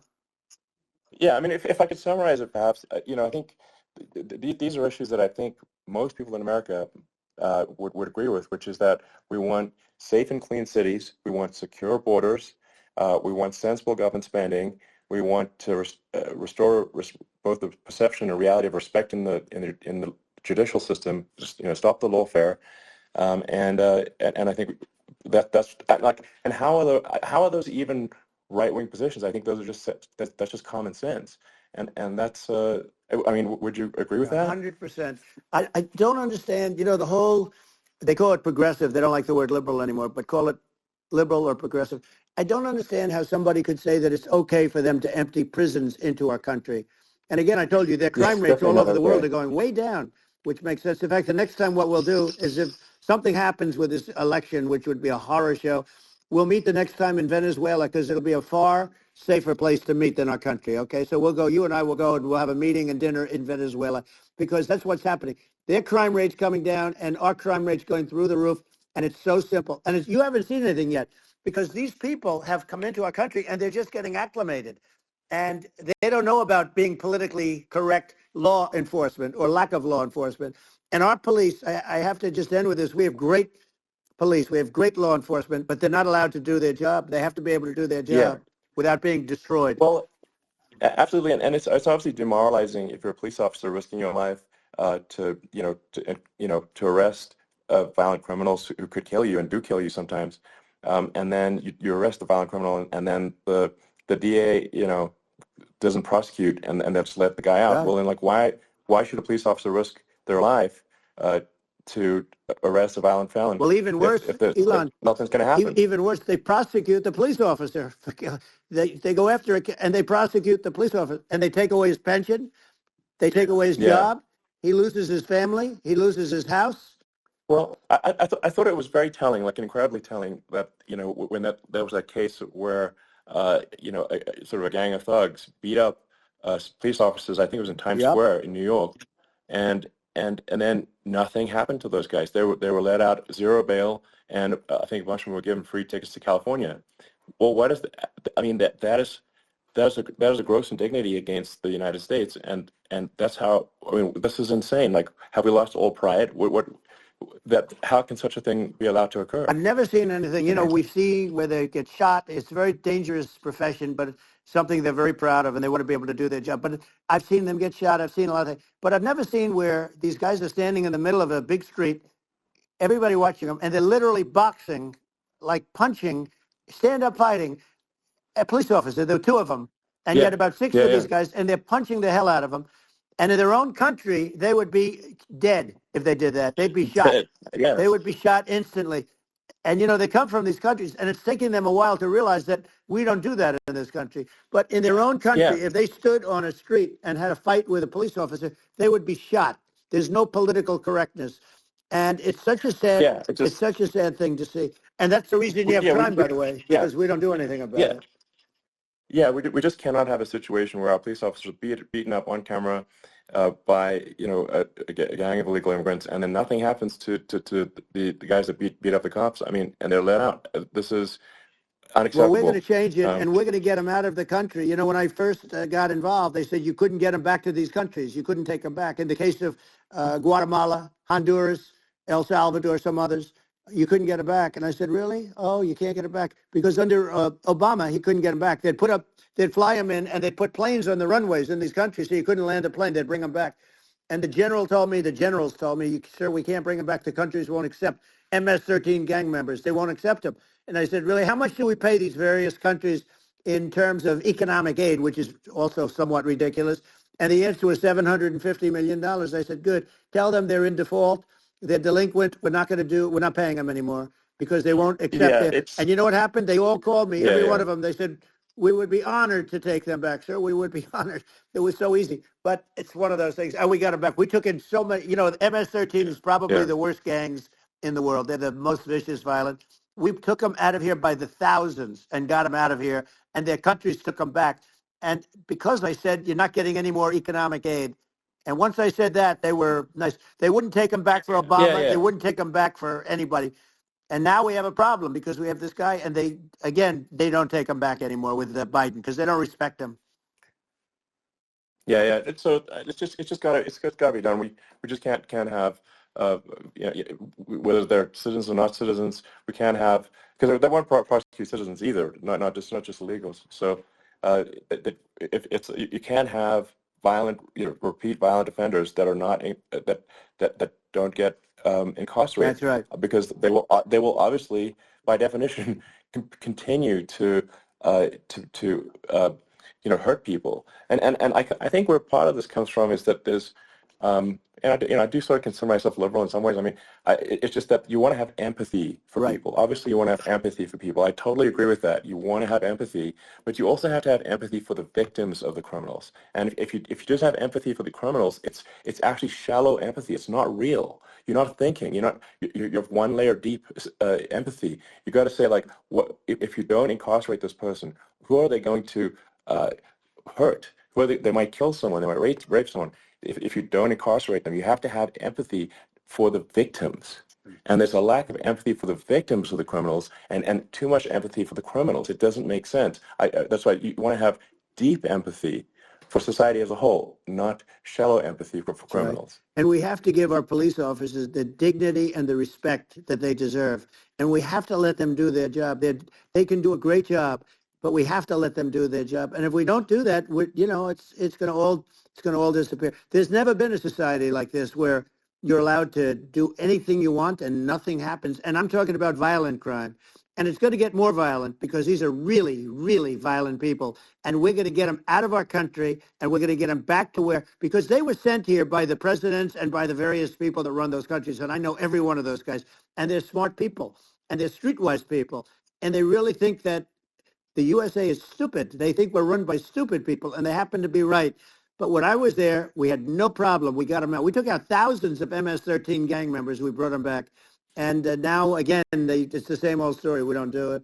And they actually gave them a big increase in aid. They raised it up to billions of dollars, and they get nothing for it. So, I hope everybody's going to vote for Trump, and we're going to get this country straight. Yeah. And I didn't need this. I didn't need this. I had a very nice life. I didn't need to go through court systems and go through all the other stuff and run at the same time. I have to run.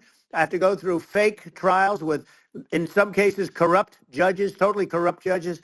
I didn't need it. I had a nice life. I have great locations. I have beautiful oceans that I have places. But I felt it was important. And if I had to do it over again, you probably think I'm crazy for doing it, actually. But if I had to do it over again, I would have done it over again because this is so much more important than me or my life. We're going to save this country. This country is going down. And these people are bad people that we're running against, and they're liars. They make statements. They do things that are so bad. They say they're going to make a strong border. They say they've been great on the border, and they've been the worst in history. They say they're going to stop crime. The facts speak for themselves. It's so incredible. Speak for themselves. Like it's gotten to the point where people just don't even bother reporting crime in a lot of cities because they know nothing is going to happen. That's what I hear anecdotally from people all the time. So, it's just, my values, I'm just saying to people out there, like the things I think are important for the future is like we've got to have safe cities, we've got to have secure borders, we've got to have sensible spending, and we've got to have deregulation, and Right. so we can have a prosperous future, and then we want to have some exciting, sort of moonshot projects that people can get fired up about, and that's the future I'm looking for, and I'm pro-environment, but I'm not against. I'm not like I don't think we should vilify the oil and gas industry because they're keeping civilization going right now, and but I do think we want to move at reasonable speed towards a sustainable energy economy. Those are my values, and I think and so I mean that's why I'm supporting you for president. Well, I So appreciate it. We're going to give incentive to companies to come into our country, not to leave our country. We're going to be giving tremendous incentives. We want companies to build here, not to build in other locations. And we want to create jobs. And again, it's about the American dream. You don't hear about the American dream anymore, Elon. You don't hear. You're the American dream in the truest sense, but you don't hear about the American dream anymore. And you're going to hear about it. People, they need that incentive to go out yeah, and do it. And they're going to love their lives. I mean, they're going to look forward to getting up in the morning and going to a job that they love, not a job that they can't stand, or not any job at all, where they have no money, where they yeah, literally have no money, and then they end up with violence and lots of other problems. No, we're yeah, going to do some great things. And I learned a lot in the first. We had a great economy and all of that. We rebuilt the military. We did so much, but I also learned the best people. I learned the good people, the smart people, the dumb people, the people that can do things. The people, you learn. When I first came in, I tell people I was in Washington, D.C. only 17 times, according to the fake news media.